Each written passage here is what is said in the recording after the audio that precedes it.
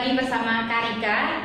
Nah, kali ini kakak akan membawakan materi tentang sistem reproduksi. Nah, ini part yang keduanya ya. Kalau part yang pertamanya itu adalah di video sebelumnya. Pada part yang kedua ini, itu kakak akan jelaskan tentang menstruasi, kemudian fertilisasi, pembuahan, gestasi itu kehamilan, dan partus itu persalinan, serta gangguan atau kelainan pada sistem reproduksi dan alat kontrasepsi. Oke, simak video kakak kali ini. Oke, adik-adik, kita bahas materi yang pertama dulu tentang menstruasi. Nah, menstruasi itu terjadi pada wanita ya. Menstruasi itu lamanya, jadi lamanya biasanya normalnya menstruasi itu selama 28 hari. Itu siklus normal rata-rata. Tapi ada juga menstruasi itu ada siklus pendek itu selama 18 hari. Kalau siklus panjangnya selama 40 hari. Maksudnya apa?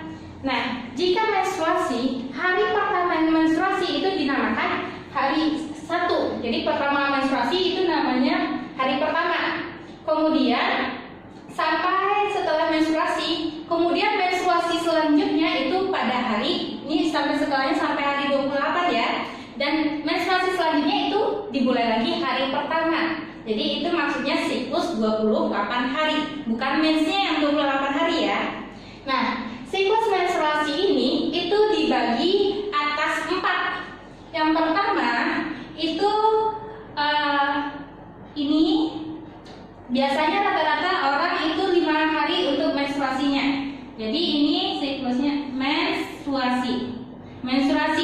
Kemudian setelah menstruasi dari hari 5 sampai hari 13 itu dinamakan fase pra-ovulasi.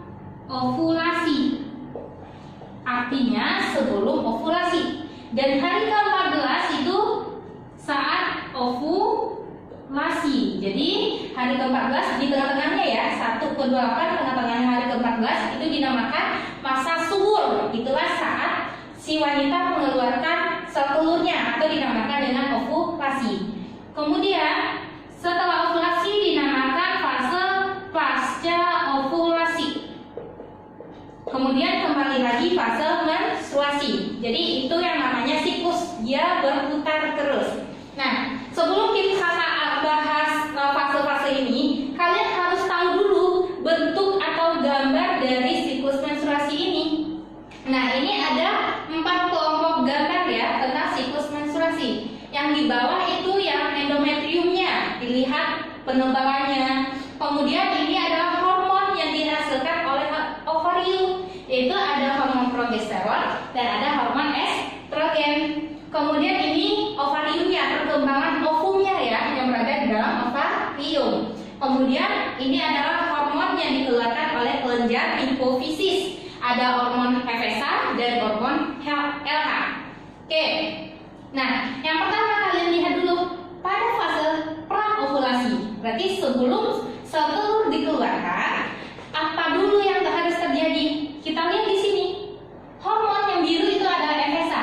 Hormon FSH itu dihasilkan oleh hipofisis saat pra-ovulasi itu meningkat. Jadi pra-ovulasi itu dari hari ke-5 sampai hari ke-13 ya. FSH meningkat. Fungsinya FSH itu apa?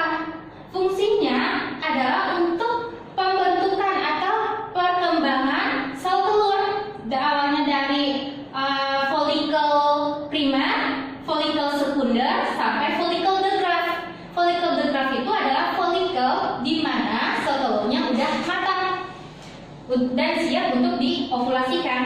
Nah, saat praovulasi, coba kita lihat hormon estrogen mulai dibentuk, ya, mulai meningkat, tapi belum naik. Nah, kemudian lanjut dia fase ovulasi. Fase ovulasi itu adalah pada hari ke-14. Coba kita lihat lagi. Di sini hormon estrogen sudah meningkat. Fungsinya hormon estrogen di sini adalah untuk mulai mempertebal dinding rahim. Nah, coba lihat dinding rahim atau endometrium di sini mulai tebal. Kemudian saat estrogen meningkat, itu FSH turun. Kemudian LH juga meningkat. Jadi fungsi hormon LH atau luteinizing hormon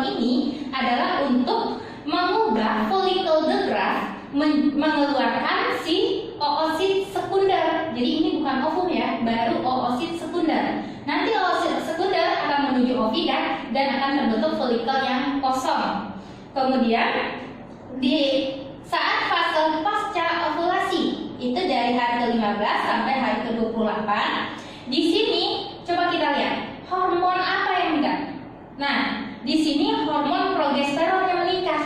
Nah, hormon progesteron itu dihasilkan oleh, nanti kan ini si folikelnya udah mengeluarkan oosit sekunder. Folikel ini akan membentuk namanya corpus luteum. Kemudian corpus luteum akan membentuk corpus luteum.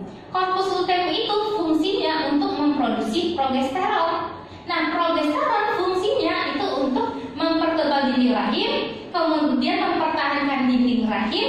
Di sini dia akan mengubah juga jaringan ikat dinding rahim itu akan dirubah menjadi jaringan yang kaya dengan pembuluh darah, kemudian jaringan yang kaya dengan glikogen. Gunanya untuk apa? Gunanya untuk mempersiapkan kehamilan. Jadi di sini jika oosit sekunder nanti akan jadi ovum, dibuahi oleh sperma, si endometrium udah siap untuk diimplantasikan oleh ovum tersebut, oleh zigotnya. Jika tidak terjadi pembuahan, nanti corpus luteum akan berubah menjadi corpus albican. Corpus albican ini tidak dapat lagi memproduksi progesteron maupun estrogen. Otomatis di sini estrogen dan progesteronnya turun. Coba lihat, turun. Menyebabkan, tadi kan ini fungsinya untuk endometrium ya.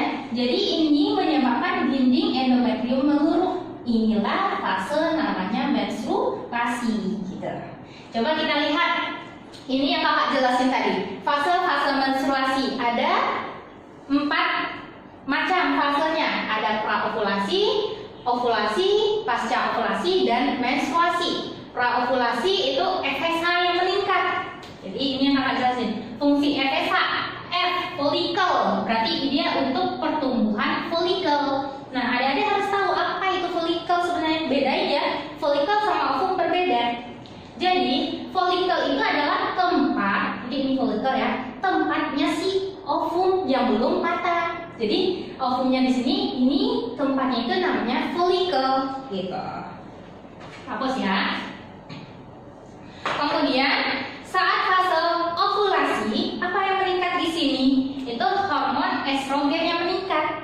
Nah, fungsinya untuk mempertebal endometrium. Kemudian LH juga meningkat. Fungsinya untuk memecah folikel degraf. Folikel degraf yang mana ini ya? Folikel yang udah matang. Kemudian dan mengeluarkan oosit sekunder. Inilah fase namanya ovulasi, gitu ya. Nanti oosit sekunder diterima oleh fimreae, kemudian masuk ke ovida. Pasca ovulasi, kita lihat di sini yang meningkat itu adalah progesteron. Fungsinya untuk apa? Untuk penebalan dan mempersiapkan kehamilan. Gitu. Kemudian ada fase menstruasi. Nah, estrogen dan progesteron di sini turun, rendah ya, turun. Nah, kalau estrogen dan progesteron turun, maka terjadilah peluruhan endometrium dan pengeluaran oosit sekunder serta darah. Itu adalah fase menstruasi. Silakan dicatat, dipelajari lagi. Oke, kita lanjut adik-adik. Setelah menstruasi, nah jika misalnya terjadi pembuahan, itu namanya fertilisasi. Jadi saat fertilisasi ini berarti nggak terjadi lagi dong menstruasinya. Nah, fertilisasi itu nama lainnya adalah pembuahan. Pembuahan. Nah, artinya apa? Di sini terjadi peleburan antara inti sel sperma dan inti sel ovum. Nah, tujuannya buat apa? Buat untuk membentuk zigot. Jadi fertilisasi itu ujungnya adalah untuk membentuk zigot. Zigot berkembang jadi embrio, nanti akan berkembang jadi janin. Gitu. Nah, fertilisasi itu terjadi di ovida. Jadi tempatnya di mana? Di ovida. Sini aja nggak bikin ya. Tempat T4 di sepertiga ovida yang terjadi. Ovida atau nama lainnya adalah tuba fallopi, di sepertiganya. Kemudian Eh, di saat fertilisasi itu jika sperma masuk ke dalam alat kelamin perempuan itu saat terjadi kopulasi, nanti sperma akan diejakulasikan. Nah, minimal jumlah sperma yang dapat membuahi itu minimal sebanyak 20 juta sel sperma. Jadi JT sperma. Nah, ini jumlah minimum yang bisa membuahi sperma. Jadi kalau udah 20 jutaan itu kemungkinan untuk hamil itu cepat. Nah, umur sperma itu bisa bertahan sampai 8 hari. Tapi umurnya itu efektif membuahi. Jadi yang efektif untuk membuahi itu adalah 2 hari pertama. Nah, saat sperma itu masuk ke dalam vagina, kemudian masuk ke dalam rahim, nanti dia akan menuju si ovida. Kenapa bisa menuju ovida? Karena itu sperma mengeluarkan senyawa. Nama senyawanya itu adalah fertilizin. Jadi fungsi senyawa ini untuk mengenali si ovum. Jadi dia udah tahu arahnya nih, mengenali ovum. Mau ke ovida mana? Kanan atau kiri gitu. Jadi ada mengeluarkan enzim fertilizin. Kemudian sperma sampai ke ovida atau tuba falopi. Nah, di sini jika oosit sekunder juga udah ada di ovida, maka sperma akan menembus si sel telur tersebut. Nah, awalnya sperma akan di akrosomnya ya. Di akrosom sperma itu terdapat enzim, ada 2 enzim. Ada enzim hyaluronidase sama protease. Nah, enzim ini fungsinya, kalau hyaluronidase itu fungsinya untuk menembus daerah namanya corona radiata. Bukan virus corona ya, tapi corona radiata itu struktur si sel telur ya. Kemudian dia mengeluarkan protease. Itu fungsinya untuk menembus daerah namanya zona pellucida. Nah, jadi dia gunanya enzim-enzim ini untuk menembus benteng si sel telur tersebut. Kemudian saat kepala sperma udah masuk, nanti dia akan memutuskan ekornya, flagelnya.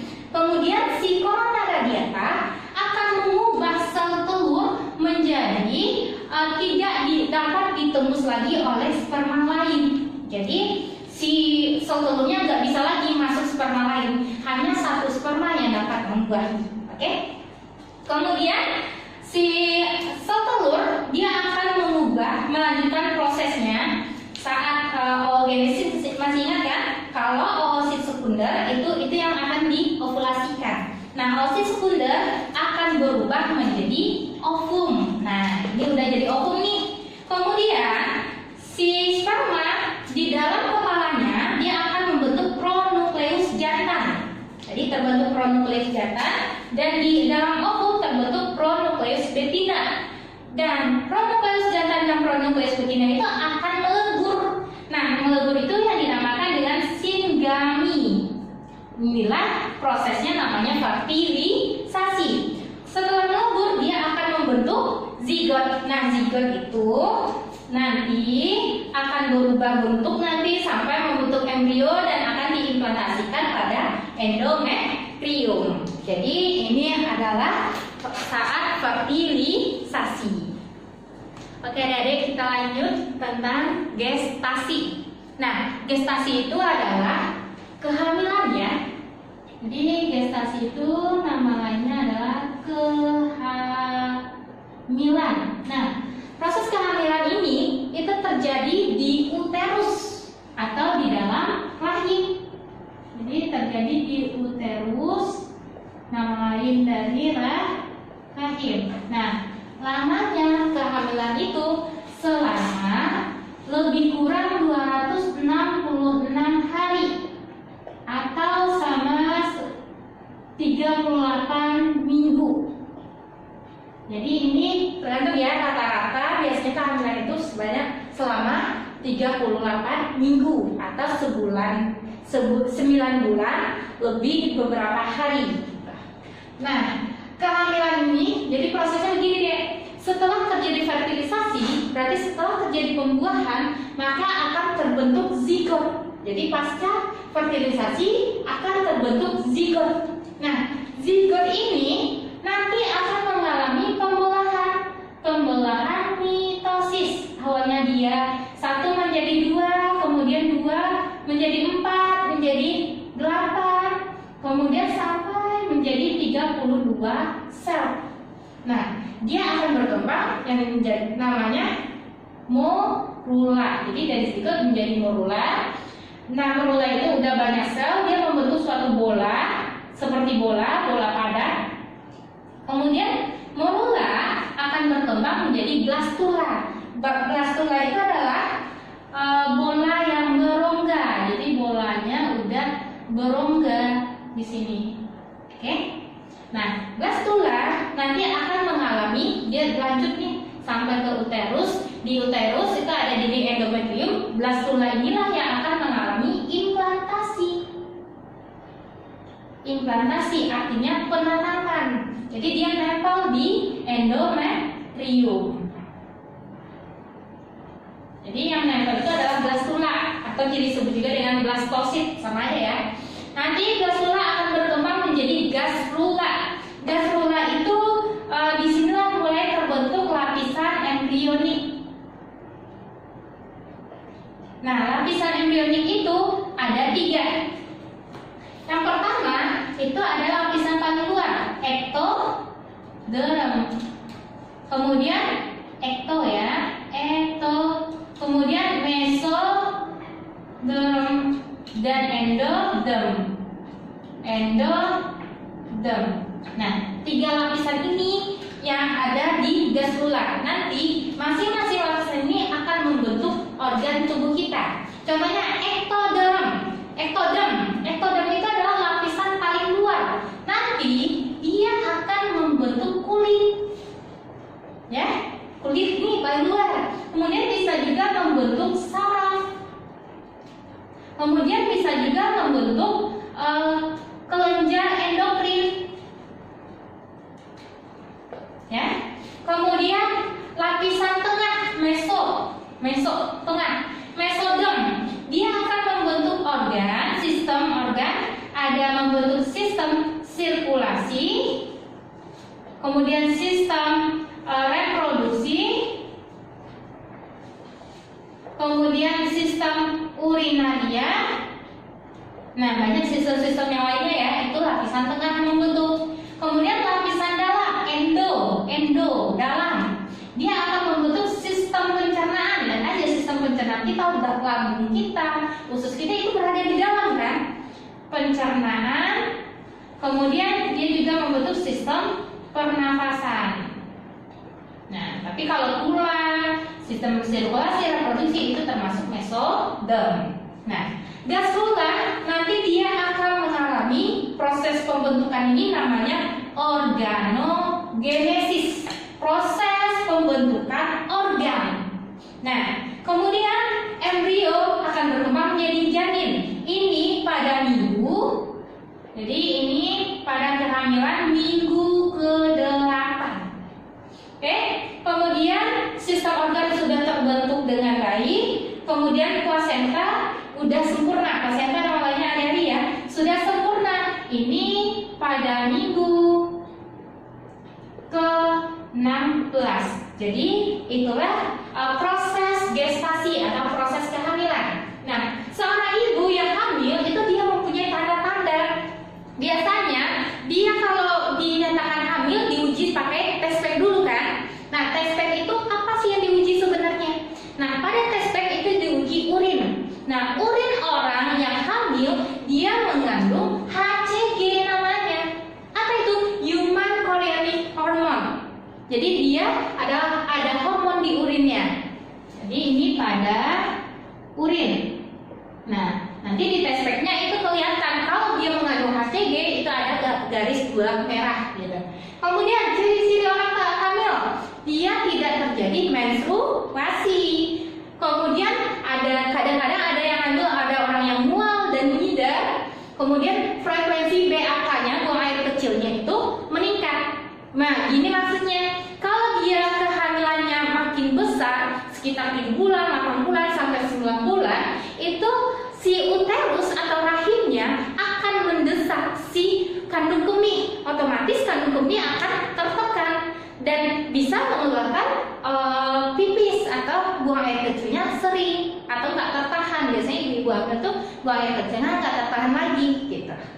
Kemudian kalau kita lihat dari struktur janin di dalam kandungan, jadi ini adalah perut ibu yang sedang hamil, kemudian ini ada si embrionya ya. Nah, si janin itu lapisan paling luar pembungkusnya dinamakan dengan lapisan ini paling luar ya. Namanya adalah lapisan korion. Di sini ya, karena yang ini uterusnya, kemudian lapisan paling luar namanya lapisan korion. Nah, korion ini nanti dia akan membentuk, ada namanya membentuk filikorion dan juga membentuk plasenta atau ari-ari. Nah, filikorion itu berfungsi sebagai penghubung pembuluh darah ibu dengan pembuluh darah janin atau embrio. Janin ya, udah berkembang jadi janin ini ya. Kemudian plasenta, mana yang plasenta? Ini yang warna biru ini adalah plasenta. Plasenta ini fungsinya plasenta ya. Plasenta atau ari-ari, dia berfungsi sebagai untuk menutrisi janin. Jadi di sini ada banyak zat-zat makanan akan ditransfer nanti ke janin. Kemudian yang ini itu adalah allantois. Allantois ini nanti akan membentuk tali pusar. Jadi ini adalah tali pusar si bayi. Fungsinya tali pusar ini untuk apa? Dia berfungsi untuk menghubungkan atau sebagai penghubung plasenta dengan janin. Jadi disinilah sebagai tempat transportasi zat makanan. Tidak hanya makanan ya, oksigen, karbon dioksida dan sisa-sisa metabolisme juga ditransfer di situ. Gitu. Kemudian ada lapisan pembungkus janin yang kedua itu adalah amnion. Nah, di dalam amnion itu terdapat cairan ketuban. Jadi di sini ada cairan ketuban atau cairan amnion namanya ya. Amnion. Nah, fungsi cairan ketuban ini adalah untuk melindungi janin dari goncangan atau benturan. Nah, dia juga bisa sebagai pengatur suhu janin.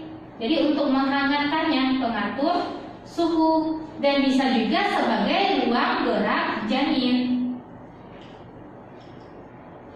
Nah, kalau di bidang kedokteran, dari cairan ketuban bisa juga untuk mendeteksi penyakit pada janin. Gitu.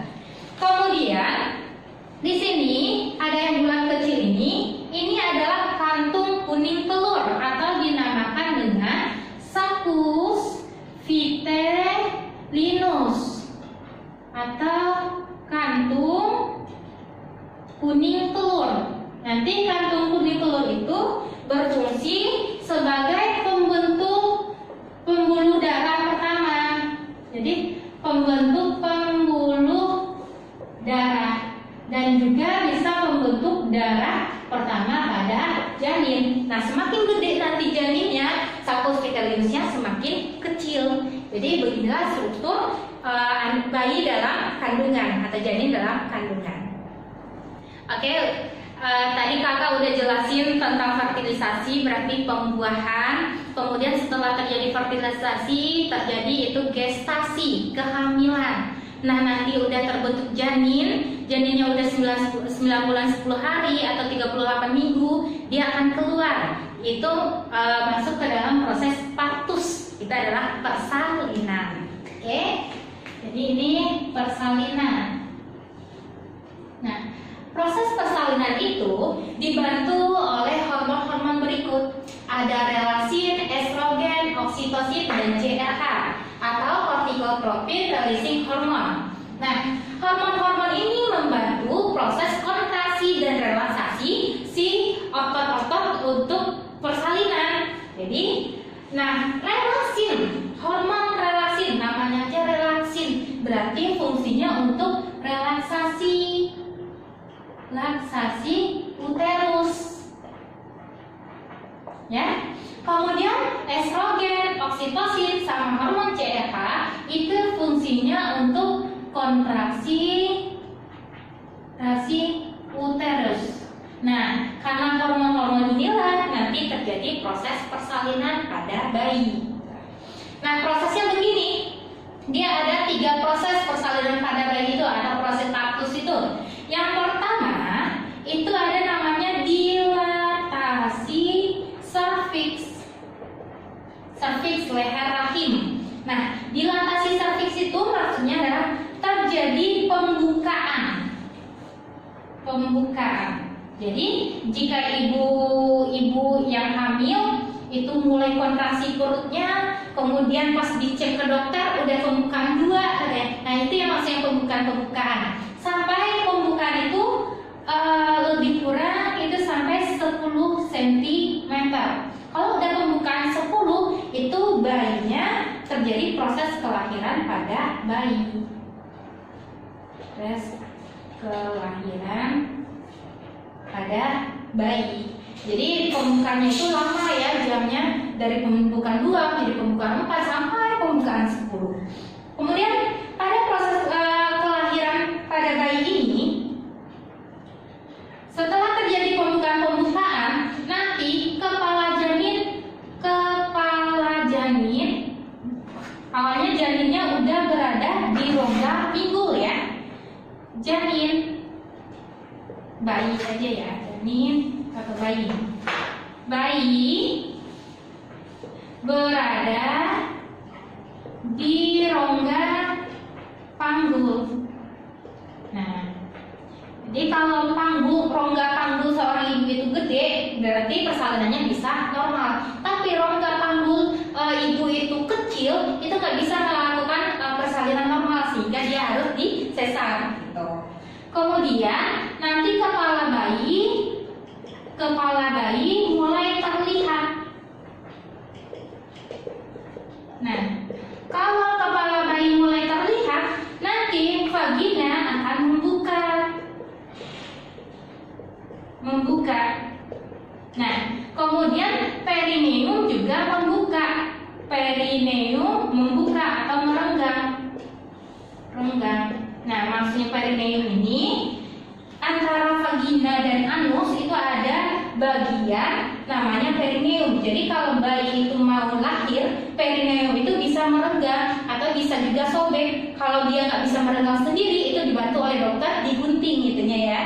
Kemudian terjadi kelahiran pada bayi. Setelah terjadi kelahiran pada bayi, maka tim medis akan mengeluarkan plasenta. Jadi terjadi proses pengeluaran plasenta atau ari. Jadi begitulah proses kelahiran pada bayi atau proses dilatasi partus.